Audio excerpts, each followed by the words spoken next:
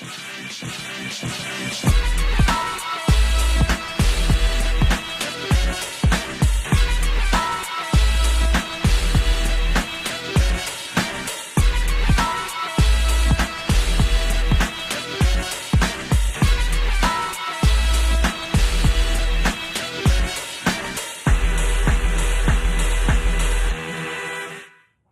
and welcome to the lobby, GameSpot's weekly chat show every Tuesday at 2 p.m. Pacific, right here on GameSpot.com. Law Fela Porrick, son of Dit Makara, happy St. Patrick's Day to all you viewers watching live and on demand on GameSpot.com. And in St. Patrick's Day tradition, we're going to kick it off with a discussion about Japanese role-playing games. Justin Haywald, Alexa Ray Korea, how you doing, folks? Hey. You feeling good? Yeah. Thanks for wearing green. Exactly. Thanks for... No, I never What's going on? What's going on? I forgot. You forgot. I got my brooch. I feel like the Irish DNA is like a get out. Like I can kind of get away with it. Yeah. A little bit. I've got some green underwear. You got Green glow. TMI. You've got a bit of Irish DNA in there as well, though, right? I do. I'm about a third Irish. Great. Yeah. Will do. So whatever, it's fine. Yeah. I've spent the past week playing role-playing games. Oh, really? So it passed my mind when I was putting my wardrobe together this You've morning. been playing, and this morning you were playing. I wanted to get you on to talk about the actual game that came out, not the demo that's packed with it. But you've just come off a stream for Final Fantasy 15. Oh, yes, I have. So please tell me everything about the demo for Final Fantasy 15. So I know a lot of people are complaining about the dialogue or the music or stuff like that, but I really like it. I really like that it opens with. I really like that it's about four dudes who are clearly like really good friends, and it's not like four dudes that have amassed this group by traveling around the world and picking up random strangers. Right. Like I can tell they're friends when this guy. This is Noctis. He's the main character. When he is out of MP and can't attack anymore, one of the guys will run over and sort of put themselves in front of him and shield him while he's like healing. Cool. And, like in the beginning cutscene, as they all get up and they pass him and he's still sleeping, they all tap his cheek, like get up, buddy, and they're all teasing him. I really like it. Are they all friends because they got together at a Korean K-pop festival? I don't see. Okay, it's really weird for me. And if you go back and look at the footage that we just played today from our now playing, you walk into a gas station and there's three dudes dressed like Nathan Drake, like in scarves and t-shirts. Okay. And then you have your four guys who are all in like black leather trench coats and studs, and it's like Slipknot chic or something. Yeah, it's like super weird. Well, it looks good. Like I think the character design looks great, but it doesn't fit with like four dudes going camping, Coleman tents, got my lamp, and got my lamp.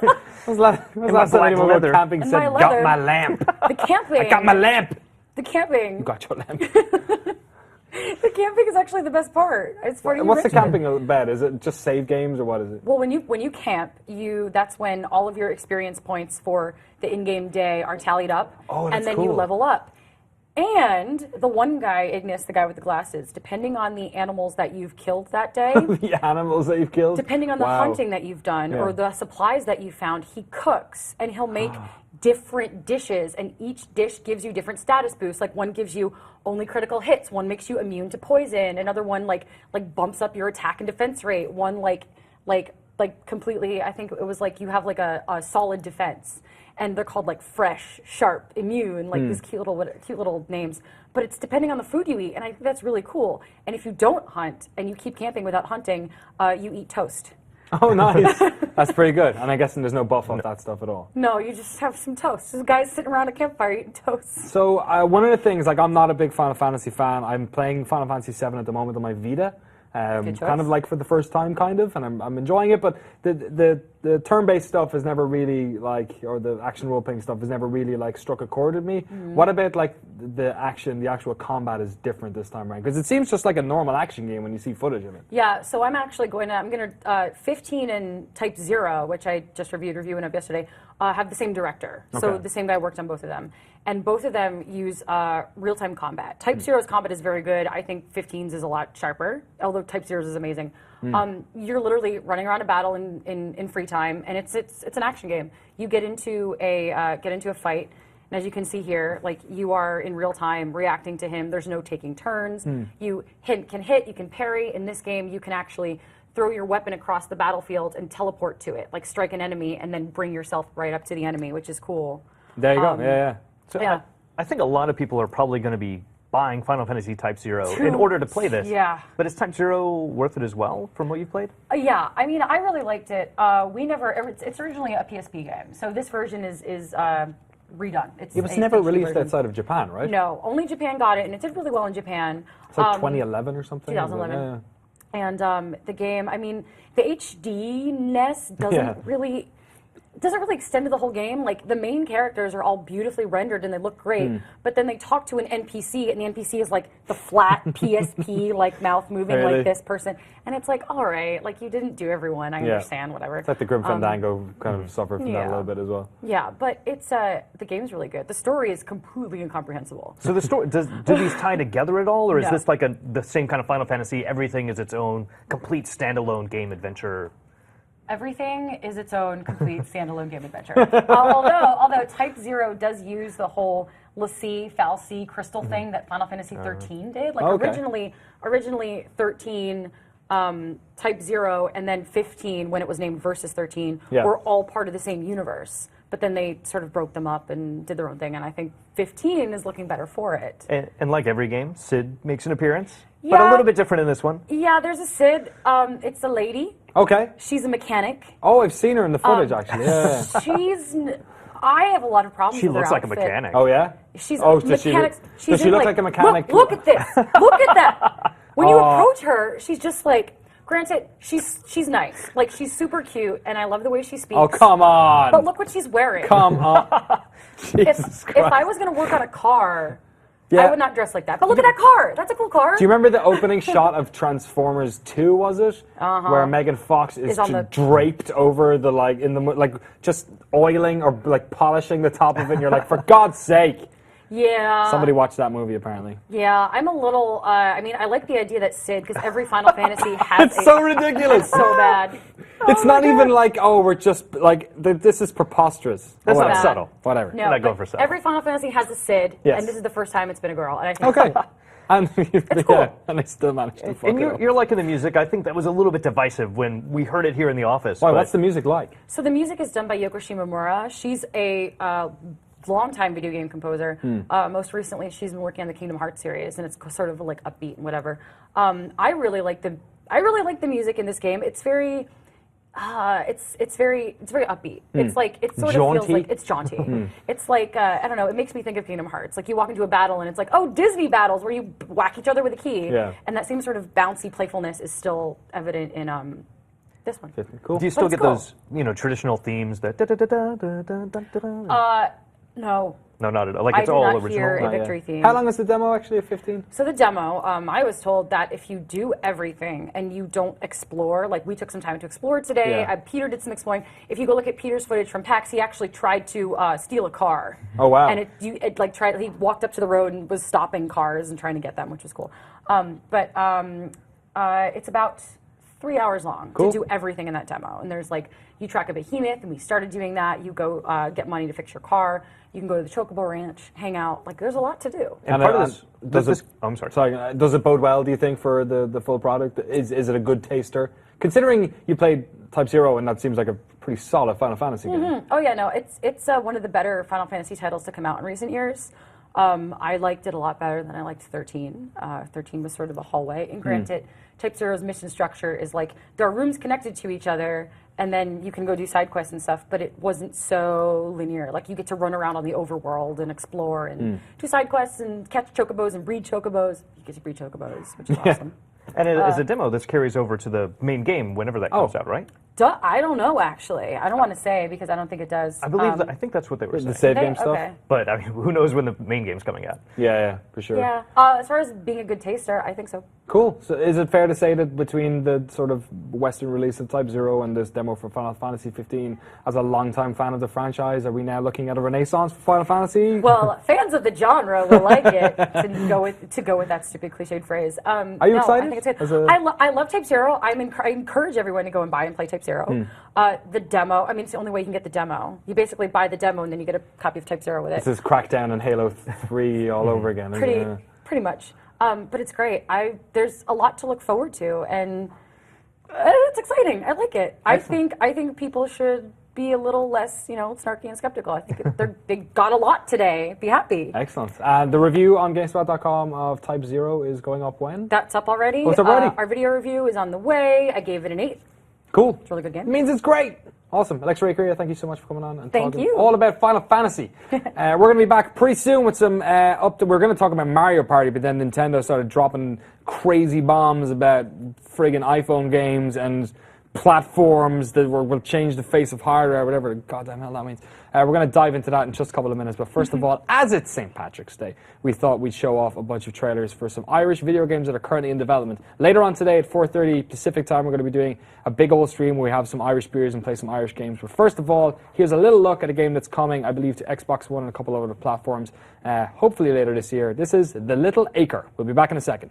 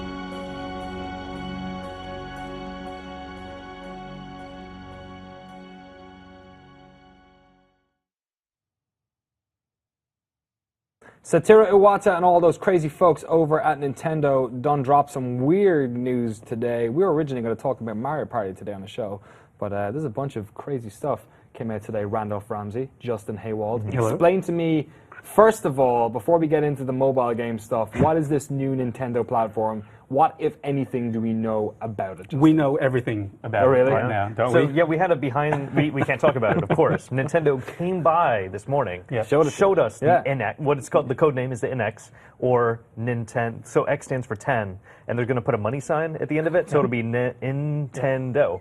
And we should also, Jesus Christ.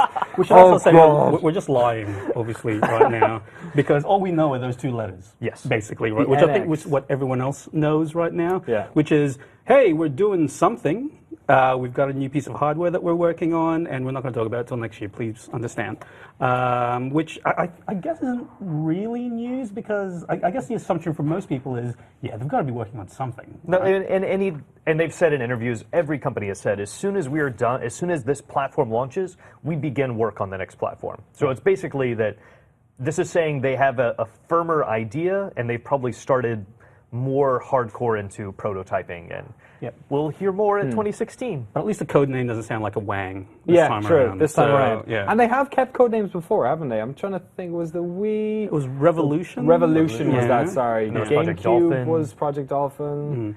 Nintendo 64? Was I that think the it? Super Nintendo, they kept the code name of Super Okay. Nintendo. All right, so That's a they good may- code name.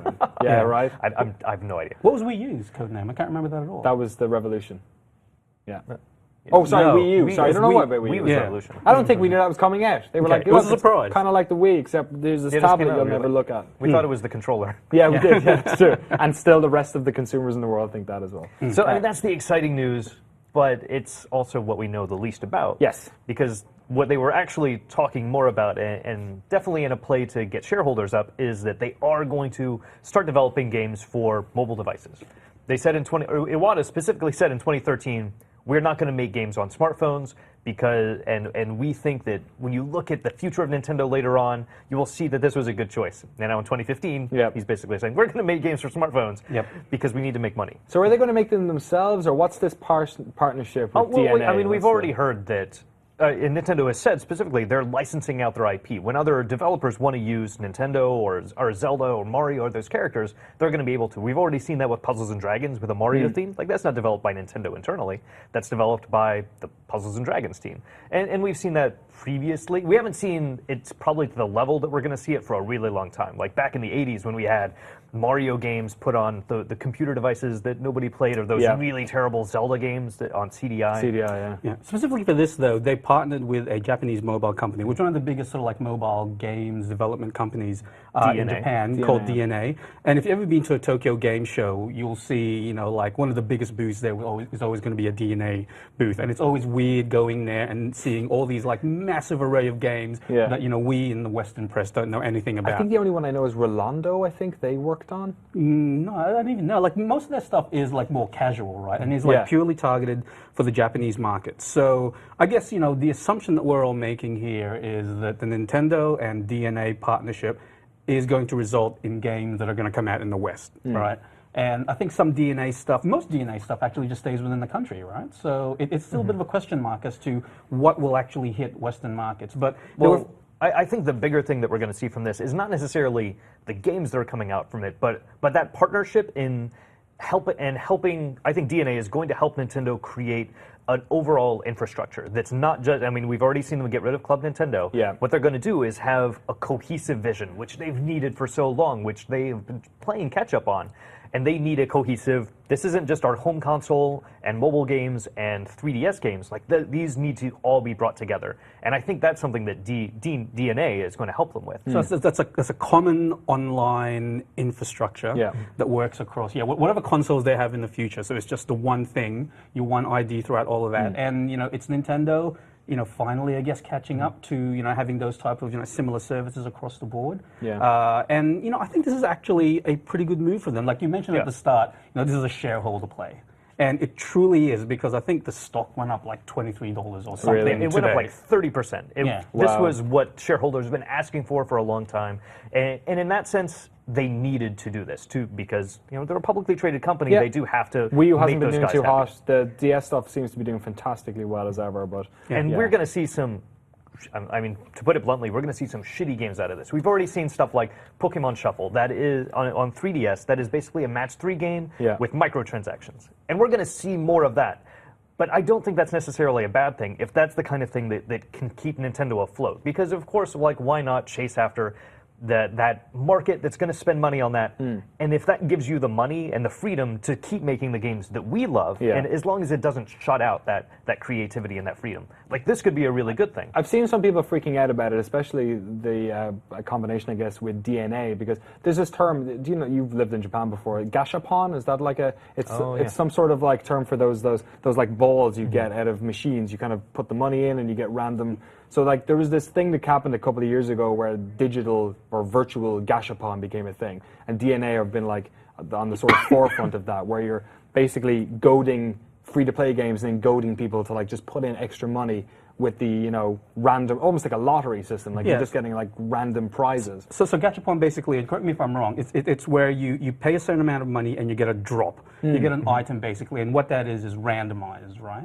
So yeah, it does sort of, you know, incentivize you. Oh, I didn't get the right thing. I need to, you know, to keep putting money into it. And, But- And I think it's about not games like Crossy Road, like that's kind of what that's doing, right? We have the same thing with a lot of Diablo. I mean, we're not necessarily paying real money into those hardcore experiences, but you get the same thing with Destiny, with, you know, the drops that you're getting from those. World of Warcraft played into that at the very beginning, where you're not paying for, you know, of course, individual items, but when you go on a raid, you're hoping that drop is the thing that you really want, and that's what keeps you going. I guess the key difference there is you're not paying those, so you're just playing it because. But with World of Warcraft, you're paying monthly. You're paying a flat fee, and this is basically saying, well, we can get more money from people who want to spend a whole lot on it, and there are some people who maybe will do this once a month.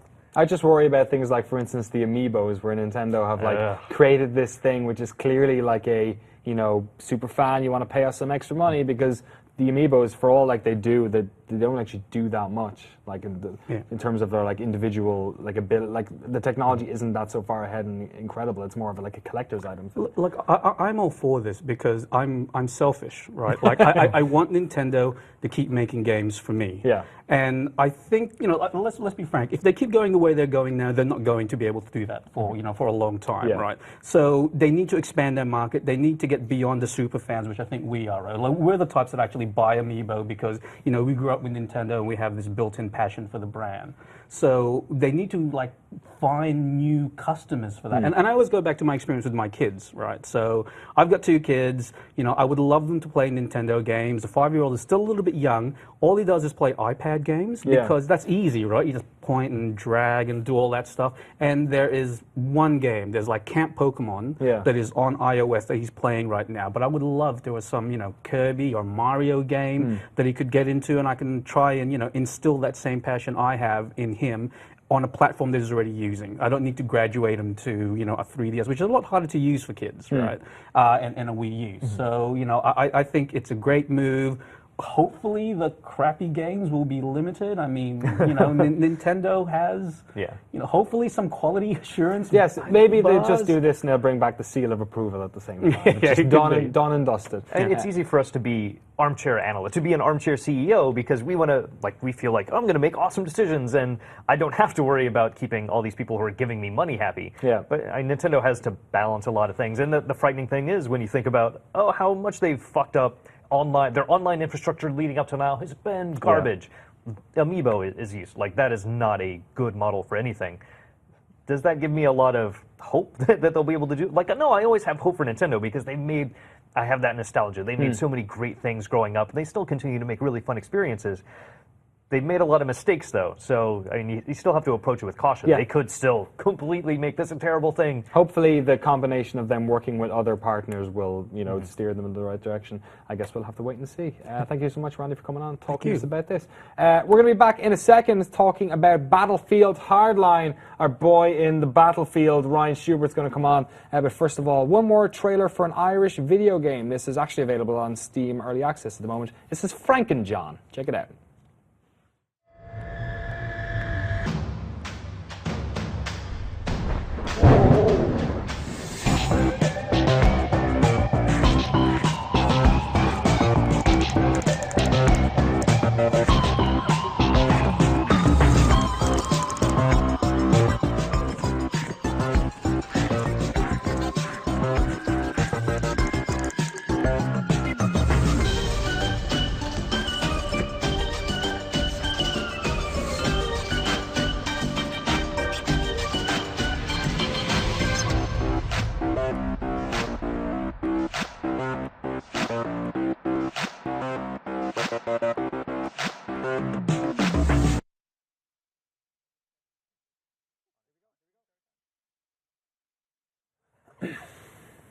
The latest in the Battlefield series, Battlefield Hardline. Pew, pew, pew. Cops versus robbers. It's finally out. It's finally out today, both single player and multiplayer components. And our boy in the Battlefield, Mr. Ryan Schubert, is here to tell us all about it. Sir, you've been playing a lot of multiplayer over the weekend. I've played a ton of multiplayer over the weekend. Tell me what you think about this video game. I think it's really fun. I think they've put out a just supremely entertaining multiplayer game. When you say entertaining, what does that mean? Does that it kind of sounds like a backhanded compliment in a way. Well, it's fun to watch, but not to play. It's not as sort of seriously toned as the last two. It's maybe a little bit more tongue-in-cheek the way Bad Company was, and it's. I mean, you can drive a couch around.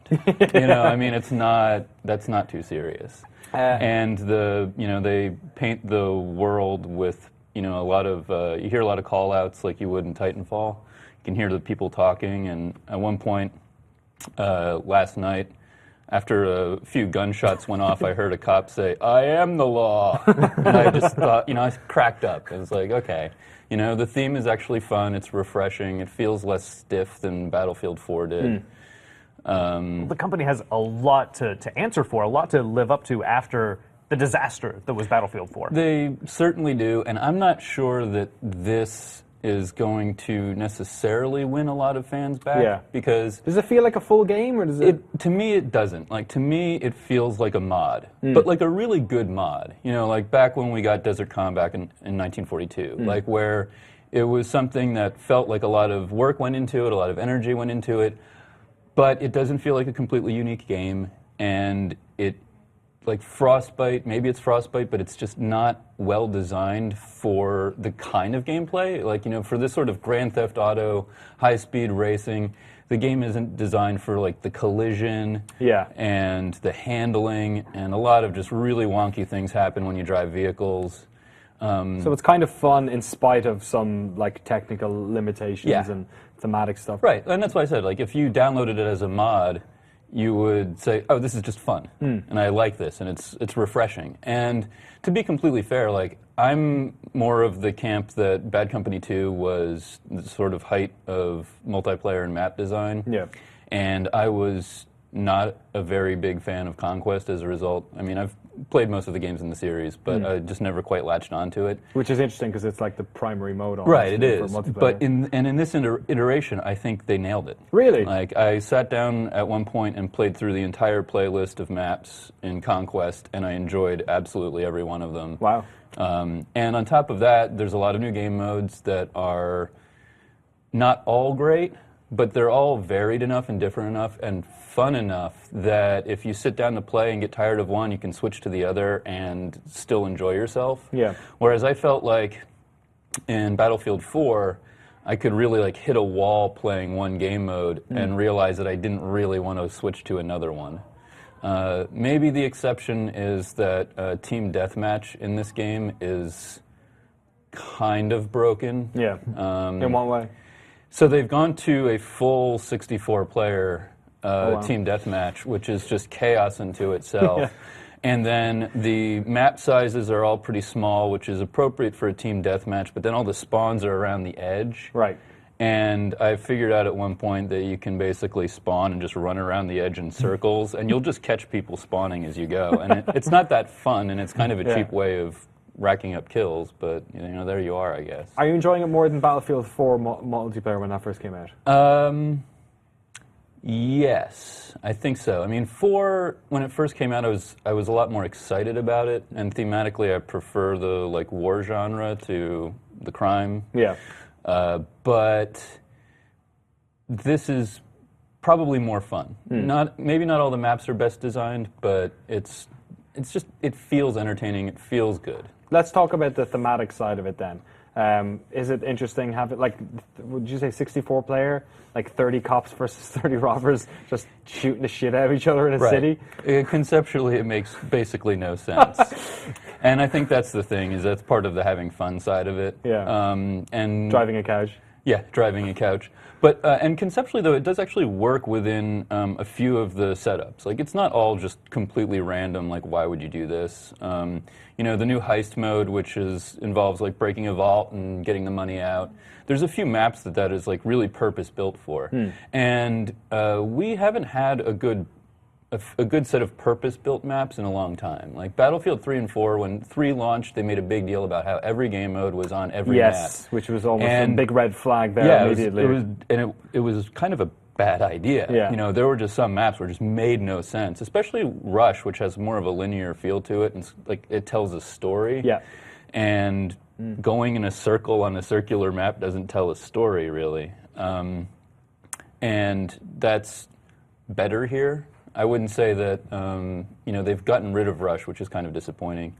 And Rush was that storytelling multiplayer mode, and I don't think any of the new ones quite hit that mark. Yeah. Outside of Counter-Strike, we really don't get a lot of games that have hostages as such a main focus either, right? Right, and yes, there's a hostage mode. There's basically 2 modes that are 5 versus 5, you know, sort of single elimination matches. In the sort of Counter-Strike vein then, I guess. Yeah, and I actually used to like that, the version of that mode when it was in Call of Duty called Search and Destroy. Yeah. And I just thought it was a great break from the way the rest of the game modes played. It was like totally different. You know, you only had one life.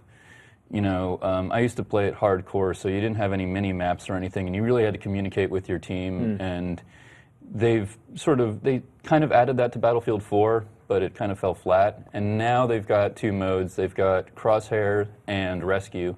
Rescue is the hostage mode. It's a little bit more. The flow of that one doesn't quite play as well as I had hoped it would. But the Crosshair mode, where one of the players is the VIP, Yes. who gets a golden gun and nothing else, and is being escorted. There's a clip of it There you right go. Yeah. That mode is actually really fun. It's like best of 9, and yeah. So does there need to be a Battlefield 5 this year or really soon, or is this kind of good? And will this sate your desire for a Battlefield game for right now? I think for some people it will. For some people, this is maybe an opportunity to try a Battlefield game without getting into like a core Battlefield game. I mean, my thing is I think they should hold off as long as they can on Battlefield 5. I think they need to regroup, reconsider what they're doing with Frostbite. They've got Battlefront on the way. And on top of that, they're still sinking a lot of support into Battlefield 4. Like, if anybody's noticed, Premium is still full price. Really? So they're still, like, milking that. Wow, To okay. put that in perspective, that's like, what, 18 months old? Yeah. And, by comparison, Titanfall came out around this time Yeah, last year, yeah, and all March. the DLC is free now. Really? So, Wow, yeah. if you look at just like the business model, they're both EA, so you can't really necessarily blame EA. But, the community test environment is still an active thing. They're still doing new map work with it. There's a community map project going on. They've been doing nighttime versions of some maps. So I think what they're doing is they're supporting Battlefield 4 to keep that core audience entertained with Battlefield 4. And Hardline is just another Nice little diversion. almost, diversion, yeah. So we talked a lot about the multiplayer. It seems like it's pretty solid. It seems like it's a return to form, a step in the right direction at the very least. What of the single player? From the little I've seen through, you guys did a stream and we had the reviews gone up on GameSpot today as well. It seems like you can either mow down everyone or you've got this magic badge you can just flash in front of people and they're like, okay, oh god, that guy, I didn't flash my magic badge at him. How much have you played and what do you think of it? It kind of looks a lot different to the multiplayer. So I've only played the first 2 episodes, and Oh, you mean levels? So right, so it's divided into episodes, and the episodes are actually delivered in an episodic fashion. They have like a next time on and a previously on kind of structure, Procedural. Yeah, and I actually like that a lot. Really? As I've gotten older, for me to find time to like really dig into a single player game, actually being able to treat it as an episodic makes it kind of easier to digest. Yeah. It's actually kind of how I played the last Call of Duty game too. And I think it's a good structure. And now that EA is doing it, it looks like it's really come fully mainstream. I know Telltale's been doing it for plenty of time. What, do you almost wish that they did this like that? Like they I released do, them? actually. Really? Yeah, I mean, to me, especially because this is sort of a slightly off-brand Battlefield, I think it would have been kind of cool if they released the full multiplayer with like 2 episodes of the single player. Bring the price point down a little bit to get more Right. people through the door. And then as they release the story, we'd have more time to decide whether we want to follow the story or just stick to the multiplayer. So when you're playing the game, are you mostly shoot everybody, or are you a flash your badge? Get down on the ground. So I only got into the first 2 sort of levels, which are still kind of tutorial, and I have to admit that as we were doing it on the live stream last week, I was a little bit sort of disappointed at how slow it was. Oh, Like, really? Yeah. I just wasn't ready for Battlefield to be giving me like a stealth game. Yeah. Like I wasn't And ready it sounds for. like it from the review as well. Yeah, I mean, it was just, it's sort of out of left field. And, maybe that's because I'm not that familiar with Visceral. Yeah. But, like, you just saw the clip on the screen. Like, you toss shell casings to distract guards, and then you run up, flash your badge.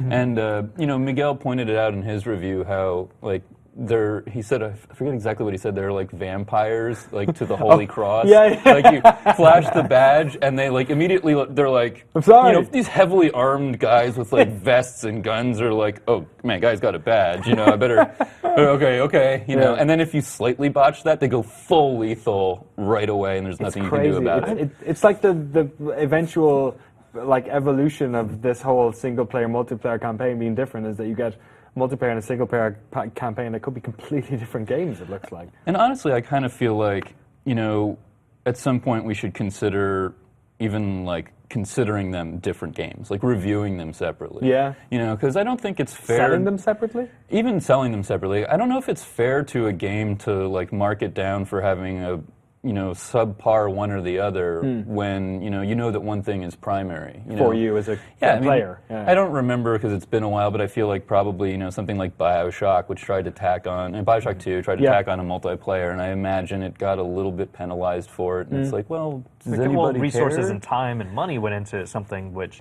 people wanted that single player experience. So it's like maybe feeling if you'd put that money towards heightening that single player experience, would it have been better? It's interesting though when you consider that so many single player and multiplayer components are actually made by separate teams. Right. Surely this one. Well, and they probably feel was. different too. Yeah. I mean, that was the other thing that was so jarring to me playing the single player of this, which was that the controls are slightly different. There's different equipment that isn't in the multiplayer game, and I know that's kind of common, but it feels really awkward too. Yeah. To the stark contrast between a almost Splinter Cell-like or Metal Gear style experience and the just wall-to-wall insanity that multiplayer is. Yeah. There's not even they're not even similar. Yeah. What is the chance that at some point in multiplayer there'll be badge mode where you just run up and flash your badge at people?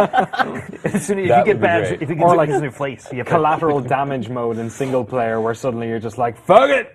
Just mow down. I imagine in the current climate, Visceral probably wanted to stay away from that one as much as just possible. as far away as possible. Yeah. So, do you think you're going to be playing Battlefield?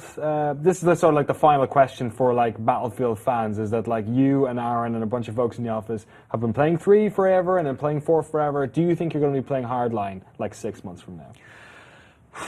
That's a tough question. I mean, I'm still kind of shell-shocked from Battlefield 4. Yeah. I kind of have almost like a, Captain Kirk, cannot forgive them for the death of my son kind of a feeling. I was so disappointed at that rollout, how it took so long to fix it. I don't like premium. I think that there's something basically wrong with that model. I mean, at this point for Hardline, I think I've played the beta on PS4 and Xbox One. I played the early access on Xbox One. I played on PS4 for the full release. None of that progress carries over if you play on all of those platforms. Premium doesn't carry over between platforms. And there are people who play on multiple platforms, especially the really hardcore fans, and they're expected to shell out $110 per platform for the experience.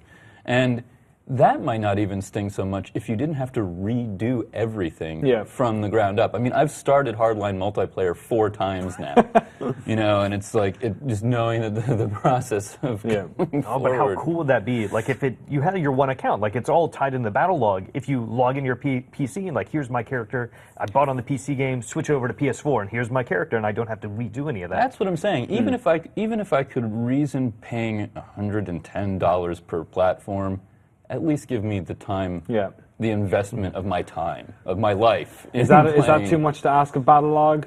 Perhaps. It might be. It might be. Ryan, thank you so much for coming on and telling us all Absolutely. about Battlefield Hardline. Very much appreciated. Thank you. That is a show for the week, but we have one final giveaway to get done. I want to thank Sony for sponsoring the lobby throughout the month that has been March. Has been and beyond and before that. Somebody's sneezing in the background. What's going on back there? Is that Ebola?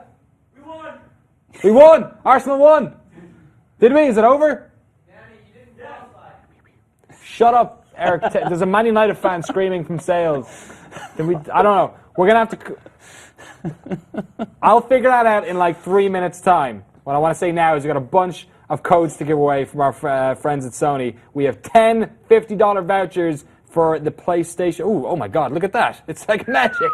For PlayStation Network, all you have to do is tweet at GameSpot with the hashtag SENSweeps for your chance to win. Please do that on the Twitters and you can win one of those 10 $50 gift cards to buy whatever you want on the PlayStation Network. You buy Transistor, you could buy... Well, Transistor was free recently. Hotline Miami 2. Hotline Miami 2. Oh, there we go. I reviewed Hotline that. That Miami was a 2. good video game. It's in Persona 4. You could? What else could you buy? Metal Gear Solid Ground Zeroes?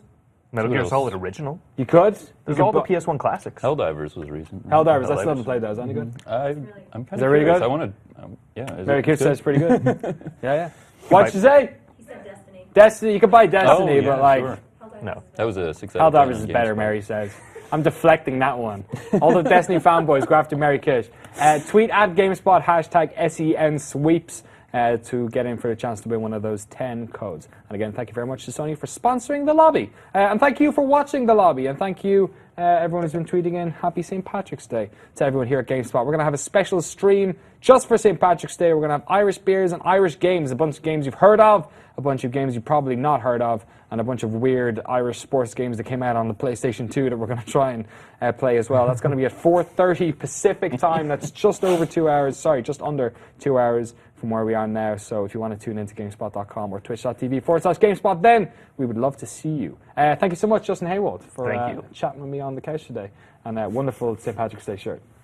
Really appreciate it. Pitfall, just like Mama used to play. All right, that's been a show. Thanks to everyone in the back for producing the show as ever, and we'll see you guys in a couple of hours. Adios!